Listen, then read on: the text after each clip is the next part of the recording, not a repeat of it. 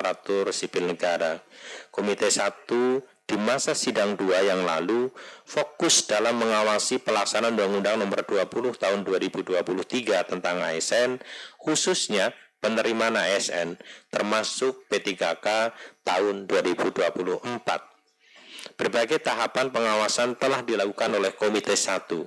Antara lain pada masa sidang 3 tahun sidang 24-25, Komite 1 DPD RI telah melakukan kunjungan kerja dalam rangka inventarisasi materi pengawasan ke pemerintah Provinsi Jawa Barat dan pemerintah Kota Bandung untuk melihat dan mendengar langsung terkait permasalahan penerimaan ASN di wilayah tersebut.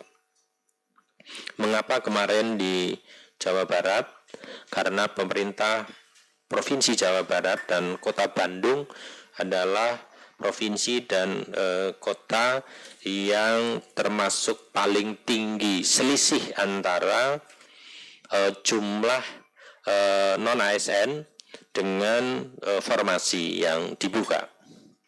Sebelumnya pada masa sidang 2 yang lalu, Komite 1 telah melaksanakan rapat kerja dengan Menteri PAN-RB dan Kepala BKN yang salah satu poin kesimpulan rapatnya adalah Komisi 1 DPD RI sepakat dengan Kementerian PAN-RB RI mengangkat seluruh pegawai non-ASN atau nama lain yang bekerja di instansi pemerintah diangkat semua atau 100% sebagai ASN tahun 2024 sesuai dengan database BKN dan Undang-Undang Nomor 20 Tahun 2023 tentang aparatur sipil negara. Melalui berbagai langkah strategis yang telah dan sedang dilaksanakan, yakinlah bahwa Komite 1 DPD RI akan terus berkomitmen untuk mengawal dan mendukung kebijakan terkait aparatur sipil negara, khususnya dalam mendorong pengelolaan aparatur sipil negara yang lebih profesional, transparan, dan berkeadilan sesuai dengan peraturan perundang-undangan. Bapak Ibu hadirin yang kami hormati, demikian pengantar dari kami, khususnya kepada Bapak Ibu ini dari Forum Guru P ya, P1 ya namanya, P ya dulu namanya ya. Aslinya P1 ini ya, guru prioritas ya, prioritas swasta untuk menyampaikan maksud dan tujuannya. Secara khusus saya memahami posisi Bapak Ibu karena kami mengikuti ya sejak awal bahwa seleksi P3K, ASN P3K yang sudah dimulai 2021 memang berubah-ubah ya kebijakannya, di mana di 2021 kita kenal dengan prioritas 1 ya waktu itu. Dan prioritas 1 dijamin mendapat kesempatan menjadi ASN, namun karena formasinya di tahun 2021 tidak cukup, maka dialihkan pada tahun-tahun berikutnya. Bahkan hingga tahun 2024 masih tersisa cukup banyak. P1 di 2021 itu terdiri dari non-ASN yang di sekolah negeri dan dari guru-guru swasta. Hanya muncul di tahun-tahun berikutnya kebijakannya berubah, di mana tidak lagi menjamin prioritas 1 ya untuk diangkat pada tahun-tahun berikutnya. Mungkin kurang lebih ya ini yang nanti menjadi problem. Dan sekarang masih ada juga yang P1 2021 kemarin masih berdebat karena ada yang tidak lolos juga di terutama di karena mendapat prioritas ya, karena formasinya enggak cukup. Tapi sepenuhnya nanti saya persilahkan saudara sampaikan, dan kami Komite 1 akan menyimak, dan untuk selanjutnya kita dialog nanti dengan teman-teman yang para senator yang sudah hadir pada kesempatan kali ini. Sekaligus ini saya kenalkan juga yang baru hadir ini Pak Senator kita dari Riau, Bapak Kiai Haji Muhammad Mursid MPDI. Ini punya sekolahan ini, dan sekolahnya swasta. Betul ya. Ya, baik, terima kasih. Selanjutnya saya persilahkan dari FGPS untuk menyampaikan maksud dan tujuannya. Saya persilahkan.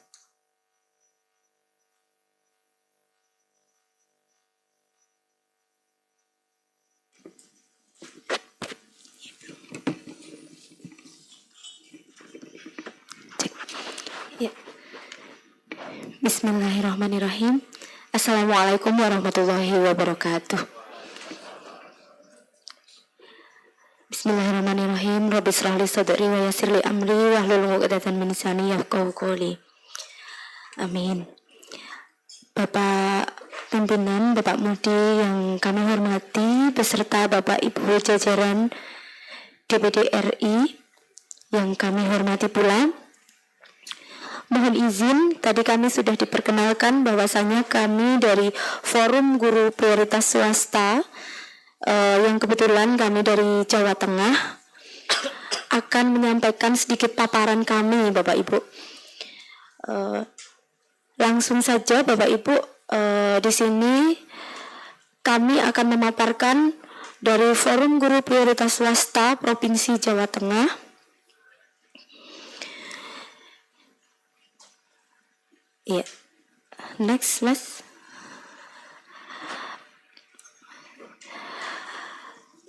Kami perkenankan dulu, mohon izin untuk kegiatan ini kami permohonan penuntasan guru prioritas swasta Provinsi Jawa Tengah tahun 2025 ini, Bapak. Kemudian latar belakang kami di Kepmenpan nomor 348 tahun 2024 Diktum 31 berbunyi, dalam hal pelamar yang telah mengikuti seluruh tahapan seleksi P3K namun tidak dapat mengisi lowongan kebutuhan dapat dipertimbangkan untuk menjadi P3K paruh waktu. Kemudian berdasarkan rilis data yang dikeluarkan oleh BKN tentang jumlah pendaftar P3K adalah sejumlah 1.348.347 pelamar yang memenuhi syarat, dan dalam rapat yang dilaksanakan juga oleh DPD dan Menpan RB menyatakan bahwa pelamar P3K adalah sejumlah sama seperti yang di atas. Dalam rapat BKN juga menyatakan hal serupa.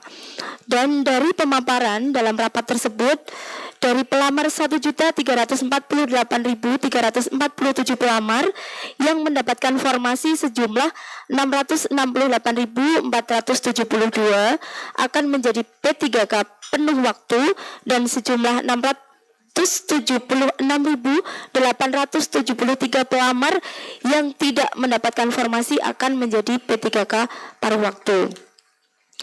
Kemudian berdasarkan Kepmenpan nomor 16 tahun 2025 yang dipertimbangkan untuk menjadi P3K paruh waktu hanya yang berstatus R2 dan R3 atau yang berstatus sebagai guru honorer negeri yang masuk dalam pangkalan database BKN.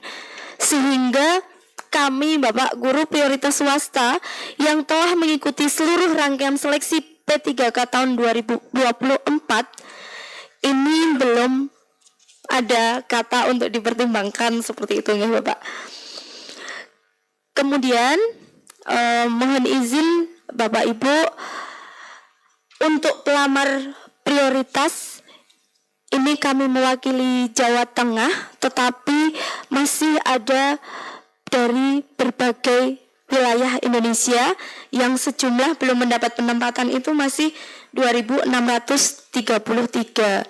Kemudian kami khususnya dari Jawa Tengah ada hampir separohnya, Bapak, 1.411 orang yang belum mendapat formasi. Sedangkan ketika kita sudah mengikuti seluruh tahapan seleksi ini, ternyata membawa banyak dampak negatif guru yang berawal dari proses pendaftaran hingga pengumuman hasil seleksi. Dan kami sudah menghimpun adapun dampak yang dialami oleh guru prioritas swasta yang mengikuti seleksi P3K tahun 2024 ini. Kami sudah menghimpun beberapa data yang masuk itu sekitar 80% ke kami dari Jawa Tengah. Permasalahannya diantaranya yang pertama, kami, Bapak, Ibu, banyak guru yang sudah dirumahkan oleh sekolah swasta. Padahal pendaftaran seleksi tahun 2024 itu lebih dari 150 guru itu sudah dikeluarkan dari sekolah, Pak. Kemudian yang kedua, sejumlah lebih dari 70 guru dinyatakan nonaktif Dapodik. Kemudian yang ketiga, sejumlah lebih dari 60 guru dinyatakan nonaktif Dapodik dan nonaktif mengajar. Yang keempat, guru yang dinyatakan sudah keluar dari sekolah asal tidak bisa melamar pekerjaan lagi ke sekolah lain karena menyandang status guru prioritas, sehingga sekolah swasta itu rata-rata sudah berasumsi bahwa guru prioritas yang sudah ada ini hanya menunggu waktu penempatan, padahal kami juga belum tahu pasti ya Bapak Ibu seperti itu. Maka kami sowan ke Bapak Ibu semua, bahkan yang poin 4 ini dialami oleh ketua kami yang hari ini mohon izin berhalangan hadir karena baru bapaknya meninggal dunia, Bapak. Jadi beliau sudah dikeluarkan dari sekolah, mau mendaftar kemana-mana tidak bisa, Pak, karena memang dia itu sudah dinyatakan guru lulus passing grade, jadi tidak bisa masuk kemana-mana seperti itu. Selanjutnya,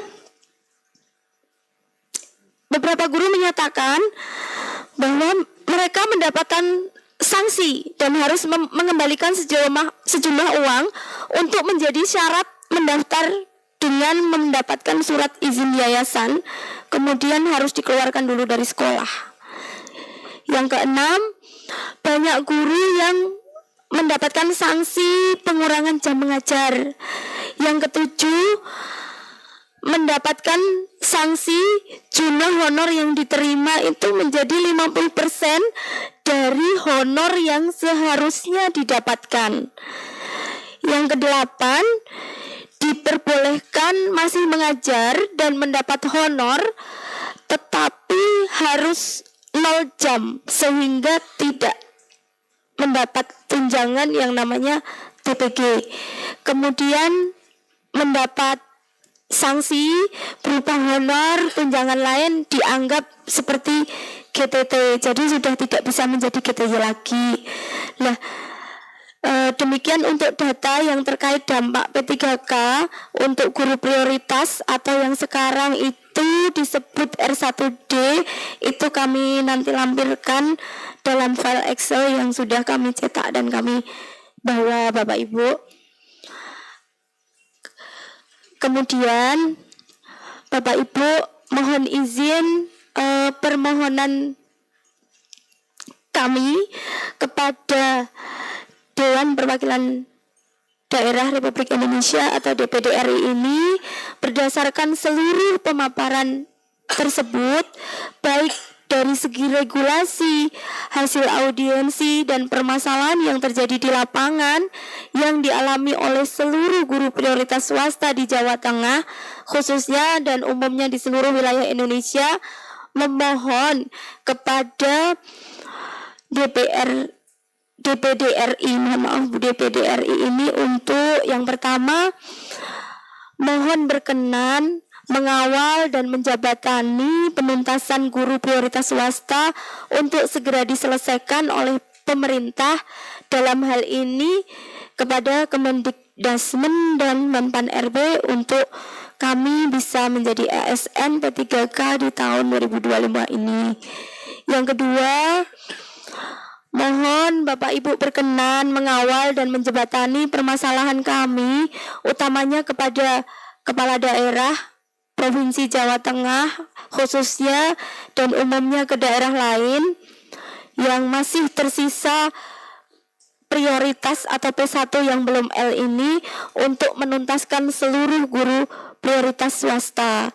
Yang ketiga, menjembatani komunikasi kami dengan DPR RI Komisi 2 dan Komisi 10 agar kami bisa melakukan audien atau kami melakukan curhatan kepada pihak-pihak tersebut agar permasalahan kami juga menjadi perhatian secara menyeluruh.